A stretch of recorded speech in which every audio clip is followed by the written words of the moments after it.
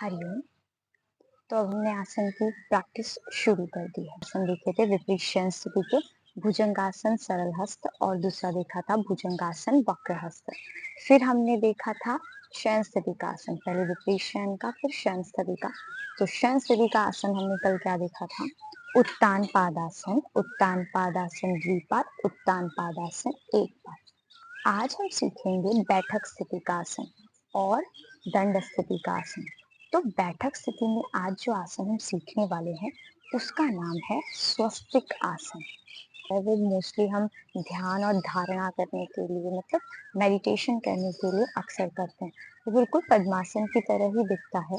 अगर ये आपको अच्छे से जम गया तो आप पद्मासन में काफी टाइम तक बैठ के ध्यान धारणा कर सकते हैं। तो उसके बाद इसकी कालावधि, तो इसे हम पहले 10 से 15 मिनट तक रोज इसका अभ्यास करेंगे। फिर आप अगर इसका अभ्यास निरंतर करते जाओगे तो इसे 2 घंटे से लेकर 3 घंटे तक भी हम आगे बढ़ा सकते हैं। फिर उसके बाद आती है कि इसे कितने अंकों में लेना है और इसका शरीर पे हमारे क्या प्रभाव पड़ता है। तो इसे 4 अंकों में लेना है और 4 अंकों में छोड़ना है। इसका शरीर पे हमारे प्रभाव पड़ता है, पहला कि इसमें हमारा जो मेरुदंड है, हमारा स्पाइनल कॉर्ड है, वो बिल्कुल सीधा रहता है। तो उसकी कार्य क्षमता में वृद्धि होती है। और ध्यान मुद्रा का बहुत ही इम्पोर्टेंट है। जैसे हम ध्यान मुद्रा करने के लिए अपनी तर्जनी और अपने अंगूठे को बिल्कुल इस तरीके से रखते हैं, इसमें एक गोल का शेप होना चाहिए। तो जब इसे हम रखते हैं तो हमारी जो नाड़ी है, नर्व्स है, उसमें स्थिरता आती है। और इसीलिए इसे मेडिटेशन और प्राणायाम करने के लिए इस आसन को मोस्टली किया जाता है। तो आज हम इसे देखेंगे कि कैसे करना है। ये बहुत ही सरल आसन है, तो इसमें कोई सावधानियाँ, ज़्यादा कुछ खास सावधानी नहीं।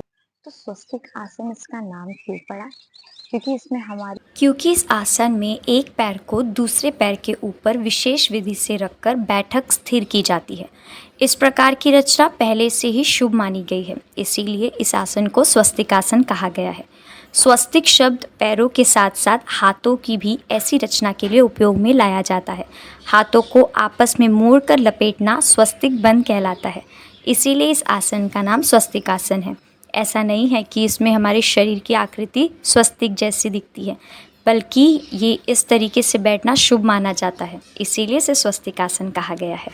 इवन ज्ञान मुद्रा में जब ध्यान मुद्रा रखते हैं तो जो भी हमारे हृदय में तनाव है वो भी दूर होता है। इसलिए हम मेडिटेशन करते वक्त देखेंगे हाथों को इस तरीके से रखते हैं। उसके लिए दोनों पैरों में अंतर 1 से 1.5 फुट का। फिर हमारा राइट पैर हमारी लेफ्ट जंघा पे। लेकिन अगर आपको लेफ्ट पैर से जमता है तो आप लेफ्ट पैर से भी कर सकते हैं। तो और उसके बाद जो राइट पैर है वो हमारे यहाँ ना रह के, पद्मासन में हम यहाँ रखते हैं, बल्कि यहाँ रखें। यहाँ अपने पिंडियों के मध्य, ये पैर की जो एड़ी है वो हमारे पिंडियों के मध्य आनी चाहिए। तो इस तरीके से कुछ आकृति दिखती है, दोनों घुटने जमीन पे लगने चाहिए। और हाथों की ध्यान मुद्रा करने के लिए अपनी तर्जनी और अपने अंगूठे से एक ऐसे गोल चिबड़ा, बहुत जोर से ऐसे दबाएं नहीं, बल्कि बहुत ही आराम से इसको रखें। हाथ बहुत ही स्ट्रेट ना रखिए, क्योंकि आप इस समय बहुत टाइम तक इस तरीके से नहीं बैठ सकते कि हाथों की मांसपेशियों में तनाव उत्पन्न होगा। आप अपने घुटने पे टिकाएं हाथों की ध्यान मुद्रा को, उंगलियों में ज्यादा गैप ना रखें बल्कि इसे चिपका कर रखें। और सीधा मेरुदंड कर ले, आंखें बंद।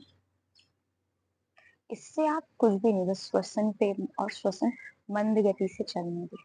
सांस ले, सांस छोड़े, और बहुत ही धीरे धीरे। तो आप खुद महसूस करोगे कि जितने भी शरीर पे आए हुए तनाव है वो कम हो रहे हैं, क्योंकि हमारा मेरुदंड सीधा है, हमारी पीठ एकदम सीधी रेखा में है, हमारी नजर सीधी है। तो इस तरीके से बैठे, सांस ले,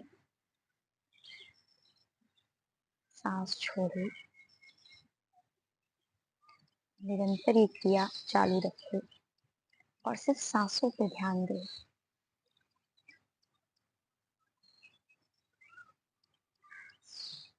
धीरे से आँख खोलें।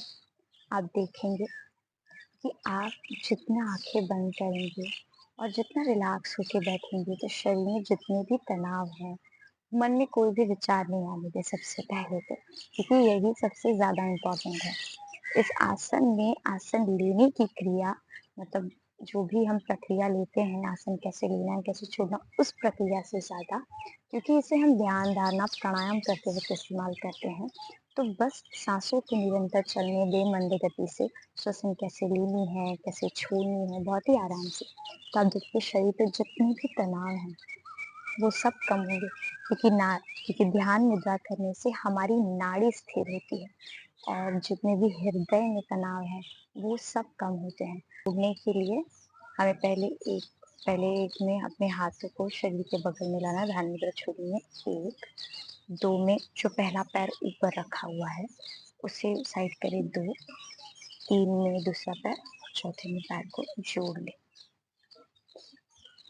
तो इस तरीके से हमें स्वस्तिकासन करना है और इसे ज़्यादा आसन के तौर पे बल्कि प्राणायाम करने के लिए, मेडिटेशन करने के लिए इसका इस्तेमाल किया जाता है। तो आप इसका निरंतर अभ्यास करें, आप 10 मिनट पहले प्रैक्टिस करें, फिर अभ्यास करते-करते ऐसे 2 घंटे और 3 घंटे तक भी इसकी कालावधि को बढ़ा सकते हैं। आपने स्वस्तिकासन अच्छे से किया तो आप पद्मासन बहुत अच्छे तरीके से कर पाओगे। तब दूसरा आसन हम देखते हैं वृक्षासन। वृक्षासन स्थिति।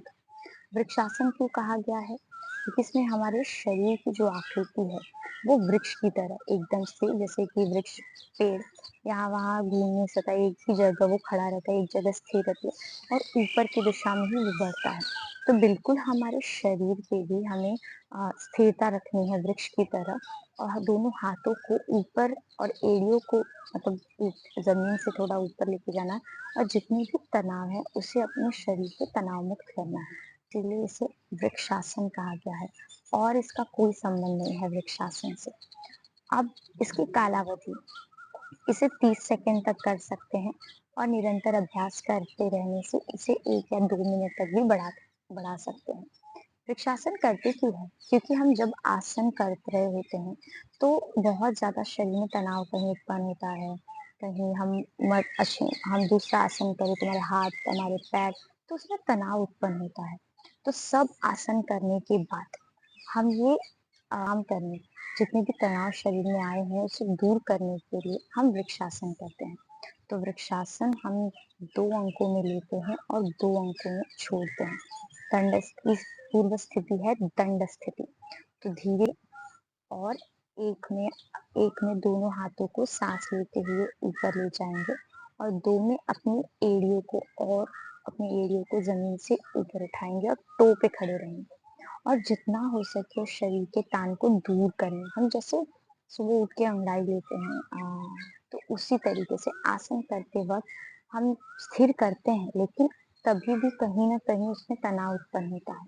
तो अगर हम वृक्षासन करते हैं तो सारा तनाव मतलब हम ऊपर के ज़्यादा से अपने शरीर को ऊपर की दिशा में खींचते हैं, तो जितने शरीर में आए हुए तनाव हैं वो दूर होते हैं। जैसे 2 अंकों से तनाव मुक्त, हमारी तंत्रिकाओं में आए हुए तनाव से मुक्त होने के लिए हम ये वृक्षासन करते हैं। और अब इसमें विशेष सावधानी क्या है? इसमें सावधानी वैसे तो कुछ है नहीं, लेकिन हमारा बस विशेष तरीके की कोई सावधानी नहीं है। तो उसमें जो हम क्योंकि अपने टो पे खड़े होते हैं, तो उसमें संतुलन बिगड़ने की संभावना होती है। तो बैलेंस ना बिगड़े इसलिए वो ध्यान रखें, नज़र सीधी रखें क्योंकि हम ऊपर खड़े हैं और एक सीधी दिशा में देखेंगे तो संतुलन बनाए रखने में मदद मिलती है। लेकिन अगर हम यहाँ-वहाँ देखेंगे तो बिल्कुल हम गिर सकते हैं। तो बस यही विशेष सावधानी है। तो इसे करते हैं तो इसकी पूर्व स्थिति जो है वो है दंड स्थिति। 2 अंकों में हमें आसन करना है और 2 अंकों में छोड़ना है। तो एक में धीरे से साँस लेते-लेते हाथों को ऊपर उठाएँ। 1, 2 में अपने टोक से अपनी एड़ियों को ज़मीन से ऊपर उठाएँ और शरीर में जो भी तान है मतलब ज़्यादा से ज़्यादा उसे ऊपर की दिशा में अपने शरीर को खींचे। ऐसा महसूस करें कि कोई आपको ऊपर से खींच रहा है और संतुलन बनाए रखें, नज़र सीधी रखें। जितना हो सके उतना शरीर को तानें, फिर और संतुलन बनाए रखें। 2 में पहले 1 में आसन स्थिति छोड़ेंगे, 1 में पहले एड़ियों को ज़मीन पे रखें, फिर साँस छोड़ते-छोड़ते 2 को बहुत ही आराम से ओके, इस तरीके से आसन स्थिति लेंगे और आसन स्थिति छोड़ेंगे। में आसन स्थिति लेनी है और 2 अंकों में आसन स्थिति को छोड़ना है। और वृक्षासन करने के लिए विशेष सावधानी यही है कि आप अपना संतुलन ना बिगड़ने दें, नज़र एक ही जगह पे रखें, यहाँ-वहाँ नहीं देखें।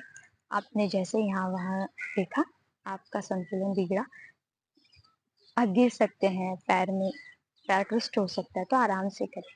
आराम से आसन स्थिति लें, आराम से छोड़ें। ज़्यादा नहीं करने की कोशिश करें, जितना आपकी बॉडी की कैपेसिटी है, उतना ही करें।